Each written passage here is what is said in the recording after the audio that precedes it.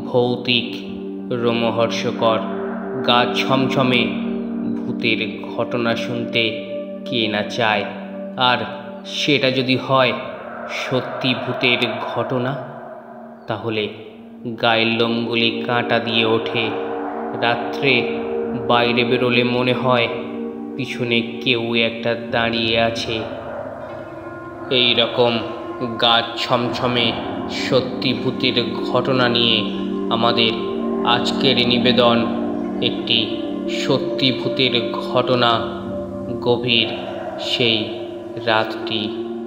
ভালো লাগলে অবশ্যই চ্যানেলটি সাবস্ক্রাইব করে আমাদের পাশে থাকবেন, আর ভালো না লাগলে একটি ডিসলাইক দিয়ে বুঝিয়ে দেবেন গল্পটি আপনাদের মনোভূত ছিল না। তাহলে শুনতে থাকুন গভীর সেই রাতটি।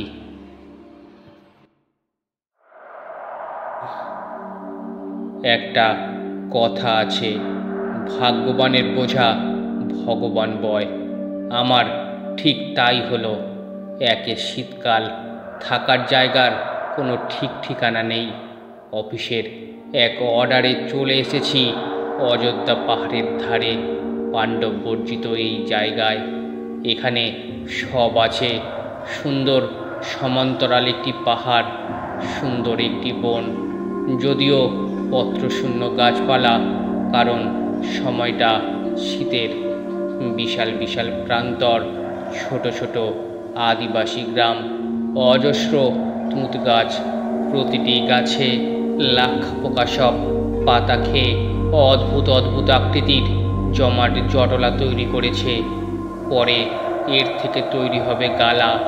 সন্ধ্যার আকাশপটে এই গাছগুলোকে দেখে গা আরও ছমছম করছে। একটি দুটি সাঁওতাল পরিবার এদিক ওদিক ছড়িয়ে রয়েছে, তাছাড়া সবই নির্জন। একটু পরে বাঘ না বেরোক, দস্যু দানবদের আসতে কোনো আপত্তি নেই। যথাসর্বস্ব কেড়ে তো নেবেই, মেরেও ফেলতে পারে। কি করব ভেবে না পেরে চুপ করে বসে আছি একটা পাথর খণ্ডে। পাশ দিয়ে চলে গেছে পথ। যা হয় হবে, দেখাই যাক না ভগবান কি করেন। সন্ন্যাসীরা তো এর চেয়ে অনেক দুর্গম স্থানে ভগবান ভরসা করে চলে যান। আমি সন্ন্যাসী না হলেও আত্মসমর্পণ তো করতে পারি। দূর থেকে একটা ঝকঝকে সাদা মোটর গাড়ি আসছে। পিছনে তাড়া করে আসছে শীত শুকনো পাথরের ধুলো। গাড়িটা হুশ করে আমার পাশ দিয়ে চলে যেতে গিয়ে কিছুটা দূরে গিয়ে দাঁড়ালো। দেখি ব্যাক করে আমার দিকেই আসছে। আমি বসে আছি, এতই পরিশ্রান্ত যে ওঠার ক্ষমতা নেই। চালকের আসন থেকে মুখ বাড়িয়ে সুন্দর চেহারার এক ভদ্রলোক প্রশ্ন করলেন, আপনার নাম কি পলাশ? এইবার উঠে দাঁড়ালাম। হ্যাঁ, আমার নাম পলাশ। আশ্চর্য, চিনতে পারছিস না?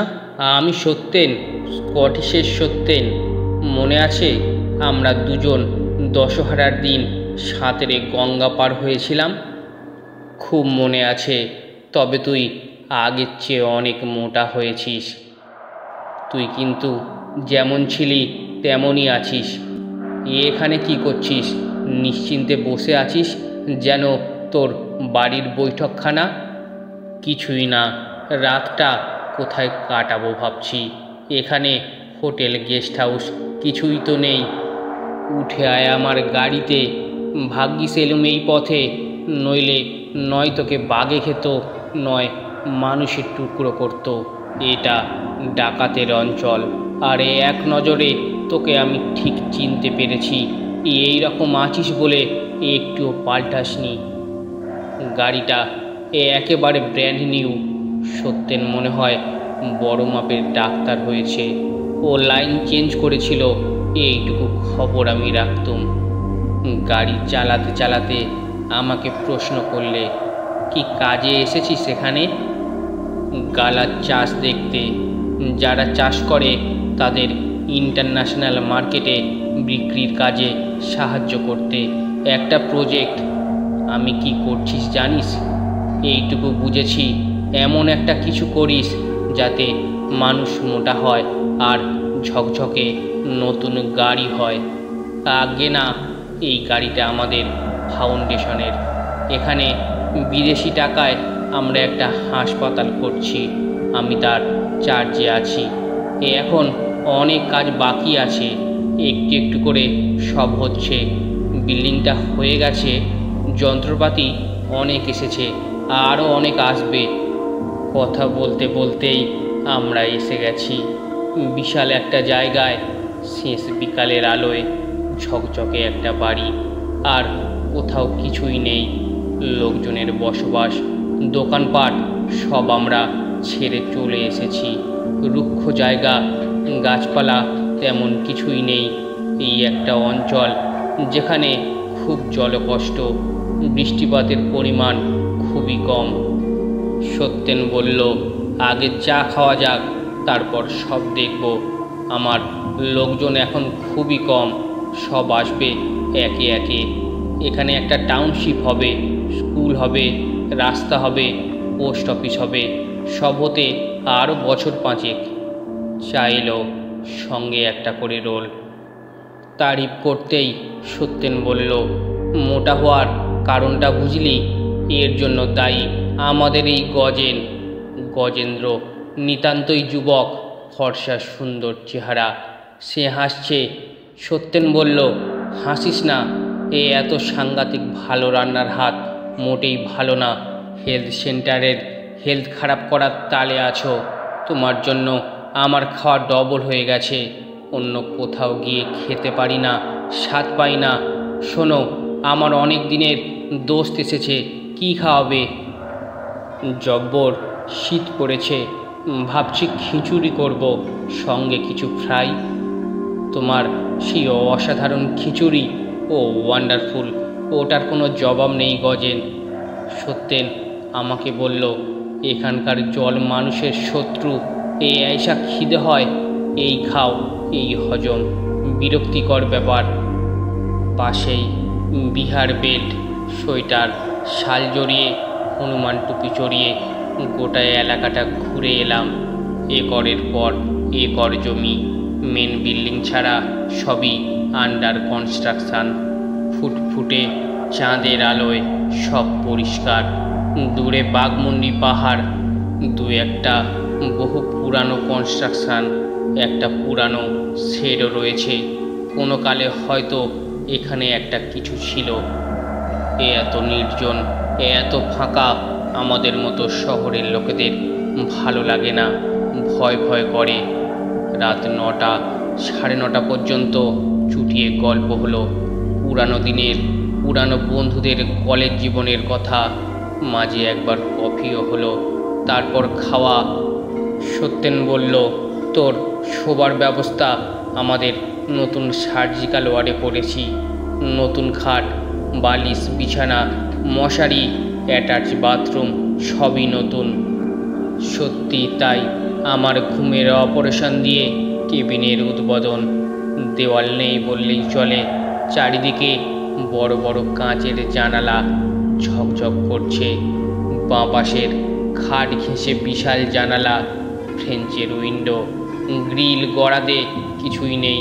শুয়ে শুয়ে দেখছি ফাঁকা মাঠ, চাঁদের আলো, আর বহু দূরের সেই প্রাচীনকালের শেডটা। যত অন্ধকার ঝাপটি মেরে আছে সেখানে। সারাদিনের ছোটাছুটি, ঘুম এসে গেল। কতক্ষণ ঘুমিয়েছি জানি না। অদ্ভুত একটা শব্দে ঘুম ভেঙে গেল। দেখি বাঁ পাশের জানালাটা খুব কাঁপছে। ঝড় উঠল নাকি? ফটফটে চাঁদের আলো, ঝড় এলো কোথা থেকে? শুয়ে শুয়ে দেখছি জানালাটা ছটপট করছে। তাকিয়ে আছে সেই দিকে।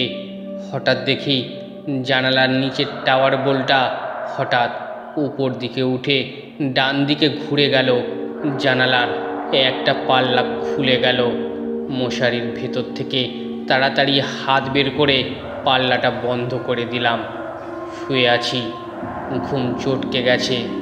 জানালার কাঁপুনি আবার, আর ওই শুয়ে শুয়ে সবই দেখছি। নড়তে নড়তে তলার ছিটকিনিটা ওপর দিকে উঠছে।